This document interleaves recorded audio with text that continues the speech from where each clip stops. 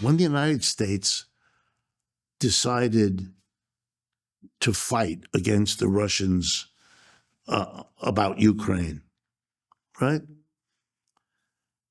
It was quickly understood, even before the war started, that Russia has, if not the greatest nuclear weapons in the world, second to the United States, and not a distant second, if it's at all second.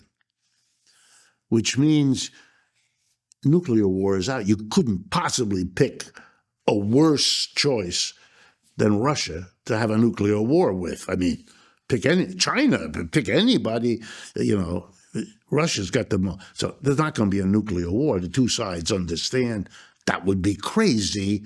Neither of them cares enough about Ukraine to run such a risk. Okay, what does that mean?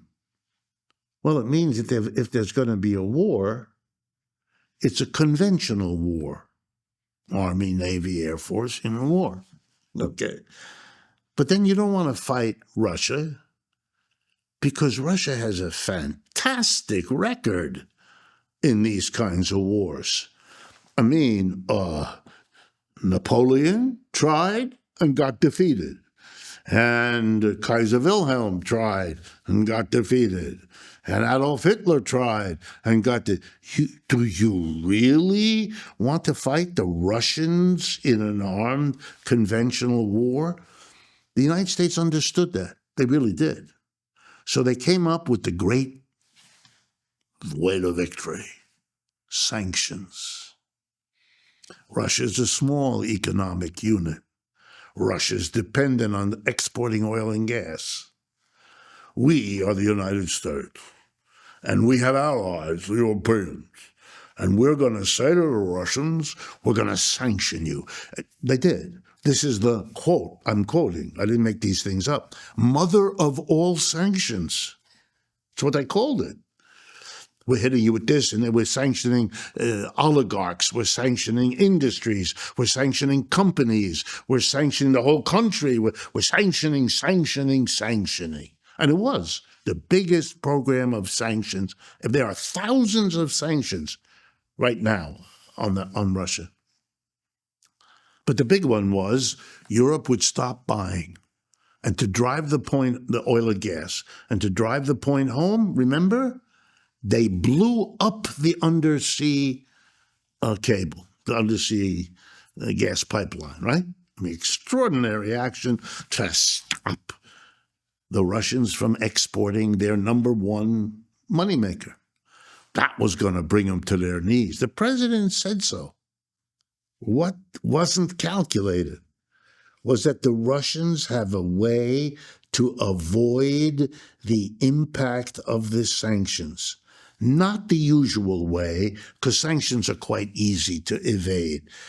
There's a book, I forget the author's name, but there's a book, a few years old, which is a study of sanctions. And the whole point of the book is to show you, done by some academic professor somewhere in the United States here, the whole point of the book is to show you that the sanctions never work. Country after country, he goes to, it's very good analysis.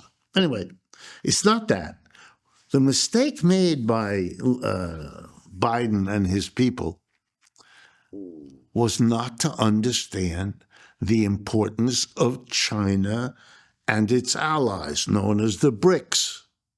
Belgium, Brazil, Russia, India, China, and South Africa, and the dozen other countries that are now part of that. What Russia did is say, okay, I don't have to sell it to you. I'm going to sell it to India and China. End of you lose. My money is coming in. Here's the joke. When you sell it to India, it just goes on another ship and goes right back to Europe. Russia is still selling its oil to Europe. It's just a new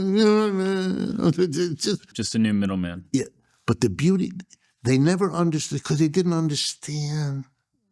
They didn't understand that if you don't handle intellectually the change in the world, you're going to make catastrophic strategic mistakes. They lost the war in Ukraine. Russia now occupies a quarter of that country. They lost because the sanctions didn't work. And they didn't work because you didn't understand what this new configuration of the world economy is. So your sanctions aren't going to work. They're not going to work for 5 minutes. They don't even have to sneak around. They got these two monster countries. China and the BRICS is 55, I believe, percent of the world's people. United States has 4.5% of the world's people. You can't overcome that. That's just light, that's light and day or whatever. It's just, you got to face this. You can't pretend you are not in the 1960s and 70s. You're just not. But we live in a country of, as my psychotherapist wife says, denial. And what we got is a country and a leadership that is committed deep down to denial. It's like watching the Europeans now. They couldn't defeat the Russians with the Americans backing them up. The Americans have now pulled out, and they're babbling to one another how they're going to do it. That's a joke. Not even a good one. That's a joke. That's so pathetic, it's painful. It's embarrassing to watch you talk. Keir Starmer, a relatively new prime minister in England, is wanting to send troops to Ukraine. You want to go down in history as the shortest prime minister ever? You do that, you idiot. What? What is it?